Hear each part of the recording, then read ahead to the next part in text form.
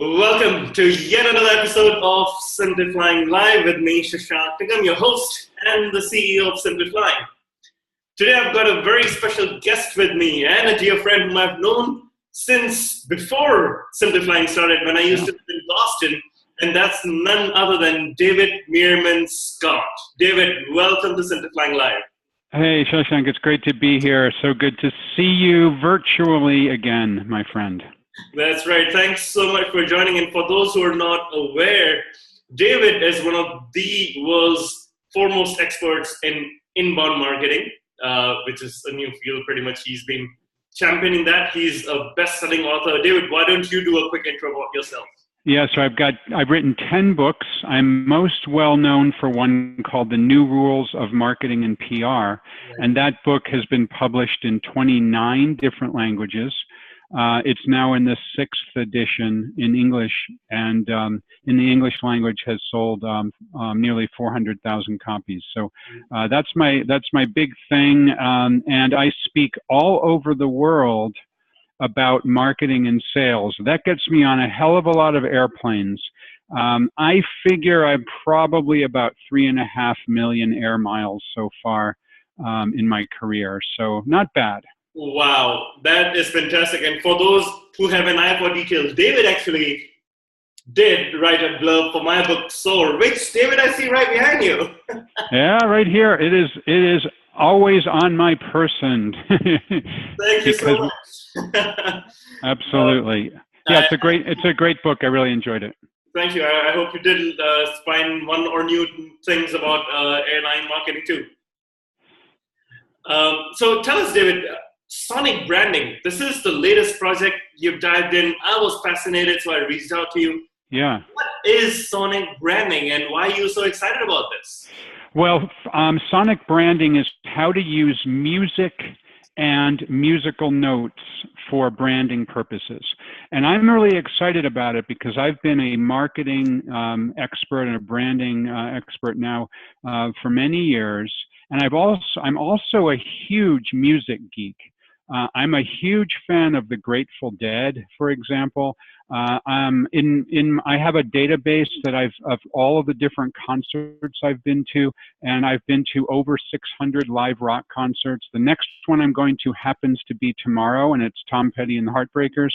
And I'm such a music geek. I'm going to show it to you. I have a Grateful Dead wall. There's my Grateful Dead. That is fantastic. And I also own an original Grateful Dead road case that actually has a hell of a lot of miles on it because that was used in nearly 800 concerts for over 10 years. And so I've combined my love of live music with my love of marketing and branding to create a company called Signature Tones, which I founded with my friend Juanito Pascal, who is a touring musician and a recording artist and a composer. He composes music for movies and for television shows, and together we create sonic branding for all kinds of different companies. So that might be a very short musical phrase of, say, 4 to maybe 15 notes. Some of the more famous ones like that, like, for example, the Skype ringtone is a sonic brand, a sonic logo. Or the NBC chime is a sonic logo. Or, for example, Intel Inside. So these are very memorable, very short kind of musical phrases that people, when they hear them, instantly recognize they come from a certain brand. So that's one thing that we create for brands. The other thing that we create are entire songs, or it could even be a series of songs. And those musical songs, they completely and totally reflect the brand and the brand image of the organization that we create it for. And so that then becomes music that they use for various purposes. For example, depending on the kind of company, it could be used in advertising and radio or television advertising. The music could be used For example, Shashank, it could be used on a podcast or a video show, right? You've got a show right now. When you introduce your show, you could have your theme song playing. Mm-hmm. Some companies use their music on hold when people are waiting to have the phone picked up. Some companies use the music as you're a professional speaker like me, you speak at conferences. When you walk onto the stage, you could have your theme song playing. So there's lots of different uses for music. And we'll talk about some in the airline industry in a second that are specific to the airline industry. But in general, those are some of the uses of original music. Now, when you think about how does a company bring music into their brand, most companies do one of two things. Mm-hmm. They either steal music, so they play music they don't have the rights to, and then they hope they don't get caught, or they use so-called stock music. So that's music that they can buy basically from an online catalog, pay a couple of $100s. The problem with that is other people can use it as well.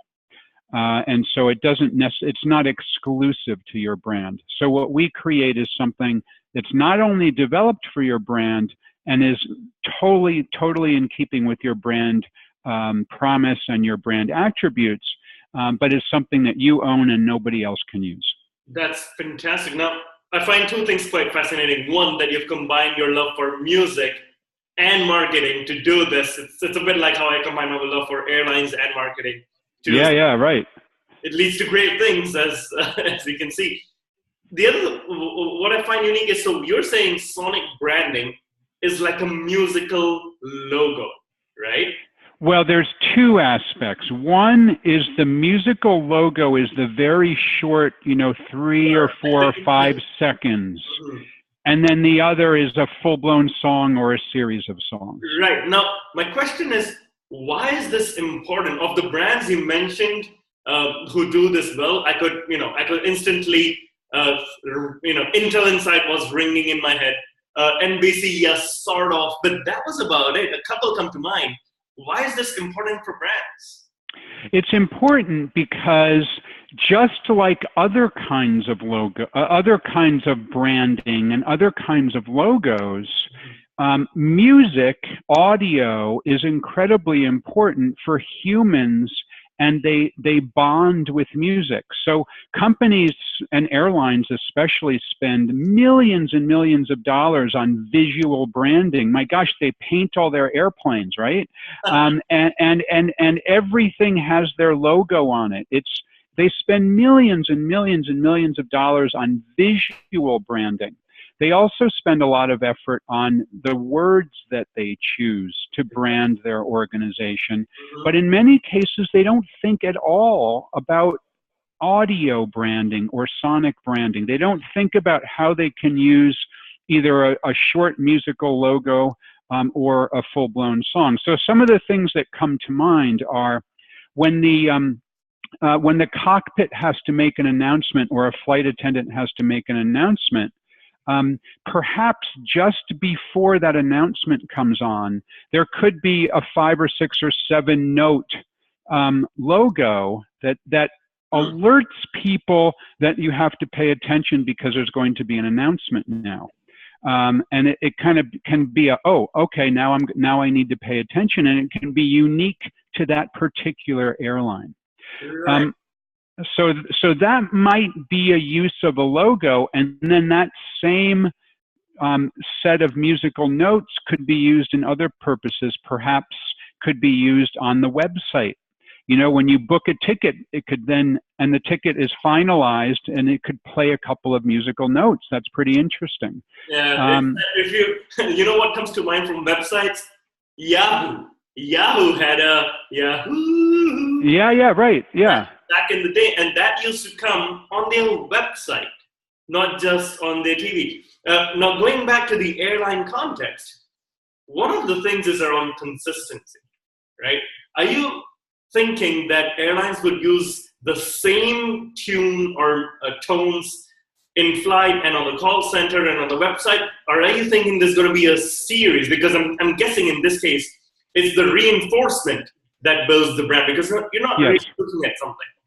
Yeah, it's a reinforcement that builds the brand. So there's multiple things that they could do. So, so one thing could be a little a musical phrase that says, "Here's some important information for you." That could be the cockpit announcement.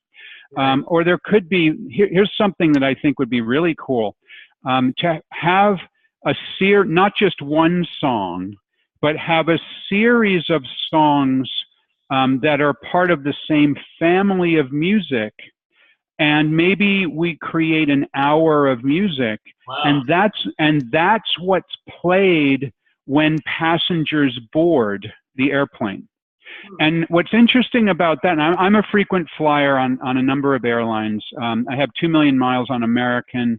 I had approximately 750,000 on Delta. It was from the old Northwest before I have, I think, about 250,000 from Cathay, and a bunch of other airlines.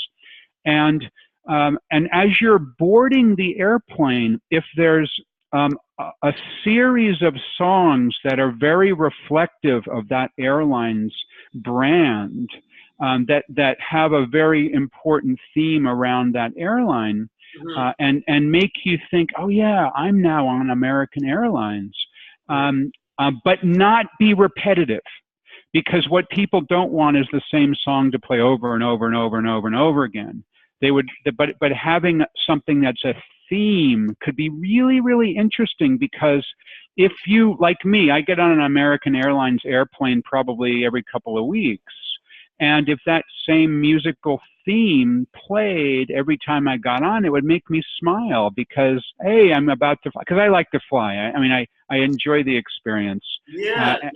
And I think it would be pretty cool. American Airlines actually used to have that, and they haven't used it for a long time. But it was kind of one song that played again and again and again, and it wasn't that interesting. But I think something that's more like a musical score, more like what you would have in a movie, where there's multiple songs over the course of the 2-hour movie. Right. Well, this is quite fascinating, because now that you mention, and I think back to my flying, I know Singapore Airlines not only has a signature perfume, they have a signature tune that is always playing while you're boarding, that is always playing while you're alighting the plane. But the most memorable one for me has actually been Emirates. There was a time when I was living in Africa, flying Emirates perhaps twice a week, because there weren't that many good options. And upon landing, they will always play Frank Sinatra. It's to go traveling. And that's just stuck in my head. And there's a clear association with Emirates, and not necessarily Frank Sinatra, with that song. Have you come across airlines that have done this well?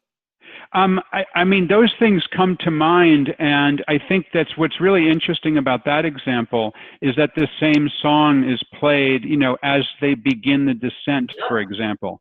So anybody who's a frequent flyer, they immediately think, oh, we're about to land, I have to prepare, even if they're asleep. You could be asleep, like, oh, I have to put my seat in the upright position because we're about to land.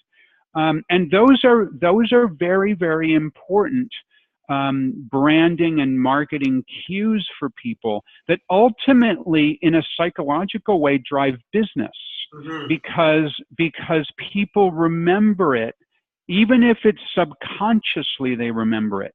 You're remembering it now, but you may not have remembered it until we had this discussion. But if you got on a plane 20 years from now and they played that song, you would totally remember the first time the first few times you heard it. So that's the idea. Now, what's different about creating a custom song using a company like ours is that the airline then owns that. You don't hear that anywhere else but on that airline. With that Frank Sinatra song, you could hear it somewhere else, in a restaurant or on the radio, whatever. And you think, oh, wow, that's weird. It reminds me of Emirates for some reason. But in this case, you only hear it when you're on the plane, because the airline owns that music outright. Right. This is very fascinating. One of the things you just mentioned, that the reinforcement helps drive business. Now, that's an important point, because even with logos and airlines repainting their planes, there's always this very loose connection on how it's actually driving business goals. So with something like sonic branding, what kind of metrics are we looking at? What kind of business drivers are there that the airline is looking to drive? Well, I don't know exactly how you could measure that. I mean, you could do some research and say, have you heard this song before? What does it make you think of? That's certainly something you could do. But we're talking about sort of psychological branding and imprinting here. We're talking about something where a human says, okay, this music equals this particular airline. Right. And that's a very important kind of imprint into your brain, into the brains of passengers, such that they start to expect it. And then they, like in my case, then they start, and in your case, it sounds like with the Frank Sinatra song, you start to even have a little smile on your face, like, okay, I recognize this. I'm in a place that's comfortable. I'm in an environment that's secure, and I know what's going to happen next. And that's an important aspect of branding. It's an important aspect of loyalty, of building customers that are comfortable when they come back again and again. You were flying every week. I fly, 2 or 3 times a month, and around trips 2 or 3 times a month. Yeah. And that becomes something that's really valuable for those people who fly frequently, I think. Yeah, and it's especially bad if it's a bad song and not really thought of and thought much after, right? Well, and I think that's the mistake that many airlines make, and all kinds of companies, but airlines in particular, is they just put something random on. Somebody in the marketing department selects 10 random songs. They buy the rights for them and then they put them on, and it's like doesn't really make all that much sense. Or perhaps there's different songs depending on where they are, depending on which airplane it is. And I don't know that that's really the way to go. I think having something. And I also don't believe that having one song that plays over and over and over and over and over and over again that's also not the right approach.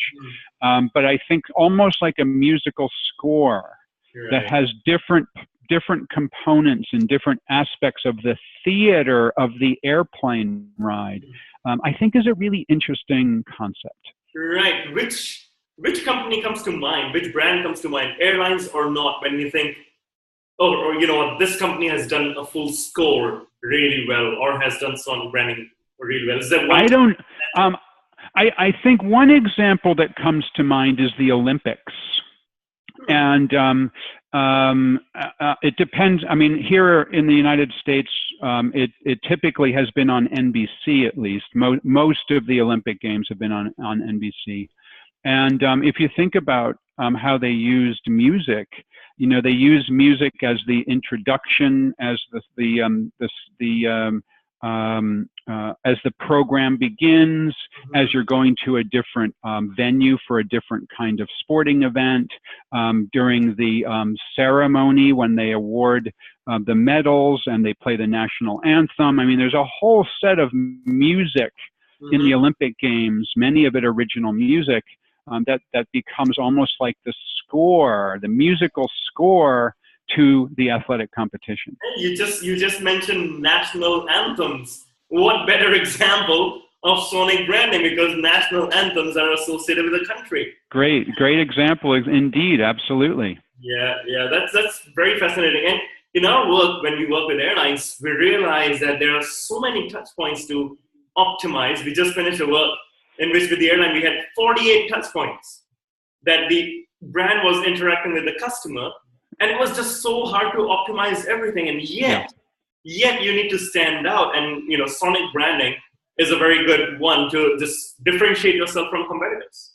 And also, it's not in the grand scheme of things, it's not expensive at all. I mean, it's probably a lot cheaper than just painting one airplane. Yeah. So for a very nominal amount of money, certainly less than running a television commercial, you can have your own musical score for your entire airline experience. It's just not an expensive proposition. Right. Well, I'm sure as more airlines get exposed to this message, they will look into this hopefully, and we will, this will be music to our ears. There you go. But let's get a bit personal. So this last part of the interview is called the rapid fire round. Sure. I ask you a question, and you have to tell me the first thing that comes to your mind. Okay. And because this is an aviation show, we'll keep it about airlines, all right? Sure. Let's start easy. Your favorite airline? Favorite airline? I'm going to say American Airlines because that's the airline I fly a lot. They treat me well. Okay. Favorite airport? Airport. I am a big fan of the Doha airport because since it's been renovated. I've been through there I think six or eight times. I feel really comfortable when I fly in there. Yeah, and they got a very nice lounge, isn't it? It's fantastic. Yeah, because I can go into the first class lounge because of my American status, and it's fantastic. Yep, exactly. What's the most memorable flight experience that you can think of? No question about it. In the early 1990s, I was a top-level frequent flyer on Cathay Pacific, and I lived in Hong Kong. Uh-huh. And during that time, if you were a top-level frequent flyer, you could request that you could sit in the cockpit for takeoff and landing. Whoa! So I sat in the cockpit on 747-400 several times in the middle jump seat for landing into Kai Tak and that big turn. And there's nothing to compare to sitting in the jump seat of a 747-400 landing into the old Hong Kong Kai Tak airport, bar none. And that makes me a Cathay Pacific fan for life. I flew them about 2 months ago when I had to be in Malaysia, and I will always go back to Cathay whenever I need to go from my home in Boston over to someplace in Asia. They've got a direct flight now, Boston to Hong Kong, which is fantastic. And then I can change flights in the new Hong Kong airport, which is tremendous, and then get myself somewhere else in Asia really quickly. But that was a fantastic experience. I did it maybe 4 or 5 times. I am so jealous right now. Firstly, you're on a 747 jump seat. Then you're landing in Kai Tak. That's 2 experiences that today money cannot buy. No, you can't do that because since 9/11, they don't let passengers into the cockpit anymore. Exactly, and Kai Tak is a car park now, by the way. Yeah, that's right. Exactly. I know. Wow, that's fantastic. Now, what would your advice be to United Airlines CEO? Well, I think that he made a mistake in that whole dragging incident because, first of all, he wasn't fast in his response. It took 24 hours. It shouldn't take 24 hours. It should take moments when there's something like that. And number 2, he should have responded as a human being, as opposed to responding with language that my guess is that the lawyers fed him the language and said, here's what you should say, because we don't want to set ourselves up to be sued because of something that you say. But I believe that he should have been faster in his response, and I think he should have shown more humanity in his response. Right, and that's a very fair comment indeed. It's hopefully something that they will show the next time something goes wrong. And final question, since you said American was your favorite airline because you fly them so often, if one day American comes to you and say, hey, David, we want to offer you an executive position at American, what position would you ask for and why? Wow, that's interesting. I would want the position of passenger advocate. Huh. But be able to, a frequent flyer passenger advocate. So people like us who fly all the time, and I would want to be able to do it part-time so I could continue to do what I'm doing now. And I would want to be able to do it not in the Dallas headquarters, but virtually so I could stay here in Boston where I love to live. Right, fantastic. Well, David, this was fantastic. Great speaking with you. I'm pretty excited about the Sonic branding concept, and it's one of those why didn't I think of it kind of ideas. Yeah. And will we be hearing a bit more of you singing in those projects or no? No. Absolutely not. I do the marketing aspect. My partner Juanito does the composition, and then we bring in professional musicians who have expertise. We had a violinist in the studio recently working with us because one of our clients wanted to have a violin piece. That's brilliant. Now, just before I close up, right behind you, is that a 747 window cutout? That is indeed a 747 window that I got from the Boeing hangar. They've got a wonderful, I don't know if you've been there, but if you haven't, you should. The Boeing store website has a custom hangar spot, and I found a 747 window. I've been on so many 747s. There are not as many flying anymore, passengers. I know. But I think that a flying experience for long haul that I absolutely love is the upper deck.